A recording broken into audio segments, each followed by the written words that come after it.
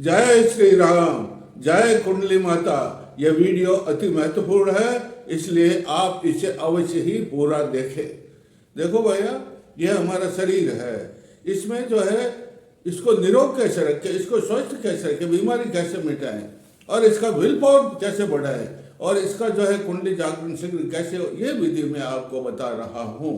देखो, ये ब्रह्मांड है और ये जितना ब्रह्मांड है उस ब्रह्मांड में जो शक्ति है वो सब हमारी ये पिंड ब्रह्मांड। पिंड का मतलब यहाँ से लेकर के यहाँ तक हमारा शरीर है, इसको पिंड कहते हैं। उसमें जितनी शक्ति है उतनी शक्ति इसमें है। तो वो शक्ति क्या करते हैं, वो पिंड ब्रह्मांड के अंदर जो शक्ति है उसको हम आकर्षित करते हैं। आकर्षित करके हम हमारे अंदर खींचते हैं और हमारे में जो प्राण शक्ति की चेतना उसमें उसको मिला देते हैं। उसको कहते हैं कुंडलिनी की शक्ति। क्या कहते हैं उसको? कुंडली की शक्ति कहते हैं। और विल पावर उसे कहते हैं। ये हमारी जो इंद्रियां हैं भाई, ये तो बाहर की चीजें देखती है, अंदर की चीज तो देखती नहीं। तो जो अंदर की चीजें देखी, जो सामान्य चीजें नहीं देखी, अंदर की चीजों विलक्षण शक्ति जिससे पैदा होती है वो है विल पावर। क्या है? Will power. तो हमारा ये पंचभूत है। ये शरीर किसका बना हुआ है? 5 भूतों का बना हुआ है। 5 भूत कौन से? कि पहला तो पृथ्वी तत्व, दूसरा जल तत्व, तीसरा अग्नि तत्व, चौथा वायु तत्व और 5वां है आकाश तत्व। ये 5 तत्वों से शरीर बना हुआ है। ये 5 ही तत्व हमारे अंगुलियों के पौरों में है। देखो, इसे कहते हैं पृथ्वी तत्व। क्या कहते हैं? पृथ्वी तत्व। ये देखो, ये कहलाता है जल तत्व, ये कहलाता है अग्नि तत्व, ये वायु तत्व और इसे कहते हैं आकाश तत्व। तो इन तत्वों को जागृत किया जाता है। इन तत्वों के सब मंत्र हैं। इन यंत्रों के जो है, इनके सब जो भूतों के मंत्र हैं पंचभूतों के। ये पंचभूत हमारे शरीर में भी है। मूलाधार में पृथ्वी तत्व और स्वादिष्ठान में जल तत्व, मणिपुर में अग्नि तत्व और यहाँ जो हृदय में इसे अनाहत चक्र कहते हैं। इसमें स्पर्श तत्व, वायु तत्व और यहाँ आकाश तत्व है भाई। तो ये 5 तत्व है। देखो, इसका एक मंत्र है, ये बताया मैंने आपको, पृथ्वी तत्व है। इस पृथ्वी तत्व को जागृत, इसमें कुंडली उसको जागृत करने के लिए लम मंत्र बोला जाता है। पहले तो बताता है कुंडली कैसे हमारे शरीर में कहाँ पर है। ये हमारे गुदा और मलमूत्र के बीच में जो स्थान है उसमें कंद है। उस कंद के स्वयंभूलिंग जिसे कहते हैं, उसके 3.5 फेरे खाकर के कुंडली सोई हुई रहती है। इसको जगाना पड़ता है। तो यहाँ पर 3 नाड़ियां हैं, बीच ईड़ा पिंगला और बीच में सुषुम्ना। सुषुम्ना में बाल की नोक के शेष के छेद के बराबर छेद होता है।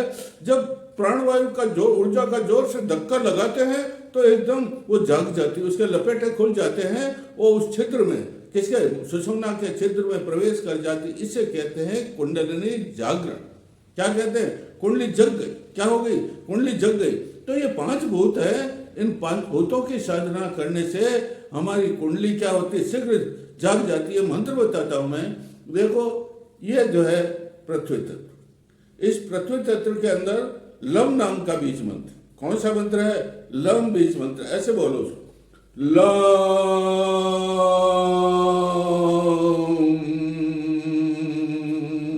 ये जो ध्वनि मैंने उच्चारित की है, इस ध्वनि से पूरे शरीर तत्व के अंदर, ये जो पूरे बना हुआ है इस तत्व, पृथ्वी तत्व है, उसके अंदर कंपन होता है। क्या होता है? और कंपन से एक शक्ति होती है और वो शक्ति से ऊर्जा बनती है, ऊर्जा से प्रकाश होता है। और ये हमारा पृथ्वी तत्व क्या होता है? चेतन हो जाता है। पृथ्वी तत्व क्या हो जाता है? चेतन हो जाता है। इसका ये लम तो मंत्र है ही, लेकिन 4 और मंत्र जपने पड़ते हैं मूलाधार में। वम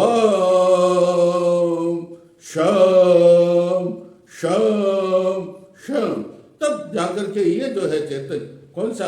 ये पृथ्वी तत्व, जिसे मूलाधार कहते हैं, जिसे क्या कहते हैं? और जिसमें कौन रहती है? जिसमें कुंडलिनी सोई हुई रहती है। वो इन मंत्रों से क्या हो जाती है? वो मंत्र क्या होता है? जब हम बोलते हैं, उच्चारण करते हैं, तो ये जो है रक्त का संचार भी होता है।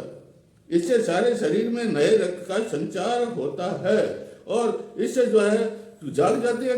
तो पूरे शरीर में जो है कंपन हो जाता है। क्या हो जाता है? स्फुरण होता। क्या होता है? स्फुरण होता। और हमारे इसका चैतन्य हो गया मूलाधार। इसका लक्षण क्या है? इसका लक्षण है कि इस जो मूलाधार के नीचे जो है स्वयं कुंद, उसमें कंध है, उसमें स्फुरण और कंपन होता, उसमें क्या होता, महसूस होता थरथराहट। क्या महसूस होता है? थरथराहट होती है। और एकदम ध्यान करते, फिर ध्यान तो करना ही पड़ता है कि मंत्र बोलते तो ध्यान करते हैं तो ध्यान में प्रकाश ज्योति दिखाई देता है, और उस प्रकाश भी ऐसा ज्योतिर्लिंग, अरे इसमें लिंग है ना, है, इसलिए ज्योतिर्लिंग जो है हमें दर्शन होते हैं, ये इसका चैतन्य होने का लक्षण है। क्या है? और मनुष्य के विकास की यात्रा यहाँ से प्रारंभ हो। कहाँ से? मूलाधार से, इस पृथ्वी तत्व के चेतन होने से, मनुष्य के, साधना करने वाले के, योगी के व्यक्तित्व के विकास की धारा। किसके धारा? व्यक्तित्व के विकास की धारा यहाँ से प्रारंभ हो जाते, जो ऊपर चलती है। कुंडली क्या होती है? कुंडली की यात्रा तो मूलाधार से तो शुरू होती थी। जब कुंडली जागृत होती है तब मूलाधार में आती है, जागृत होकर के इसमें स्वाधिष्ठान में जाती है, मणिपुर में जाती है, फिर यहाँ विशुद्ध अनाहत में जाती है, फिर यहाँ विशुद्ध में ये आ गया, और ये इसकी यात्रा है। और जब जागृत होती है तो ये यात्रा करती किस लिए? अरे अपने परम परमेश्वर पति परम ब्रह्म परम शिव से मिलन करने के लिए तो ये यात्रा करती है। इसको कुंडली कहते हैं भाई, ये कुंडली की यात्रा है। किसके ऊपर ये यात्रा करती है? सुषुम्ना नाम की नाड़ी के राजपथ पर। ये तीनों नाड़ियां हैं, प्राण की ऊर्जा जो है किसमें चलती है? सुषुम्ना नाड़ी। सुषुम्ना में भी 3 भाग हैं, चित्रा, वर्जा, विरजा और ब्रह्म नाड़ी। ये ब्रह्म नाड़ी के अंदर चलती है। ये जो प्राण ऊर्जा है, जिसे हम कुंडली भी कहते हैं, कुंडलिनी कहते हैं, अंग्रेजी में पावर कहते हैं, ये सब जो है ब्रह्म नाड़ी के राजपथ पर 6 स्टेशन पार करती। कितने स्टेशन? 6 स्टेशन पार, जंक्शन, स्टेशन क्या, 6 जंक्शन को पार करके फिर सहस्रार के जंक्शन पर आती है, और इसका उद्देश्य पूरा हो जाता है।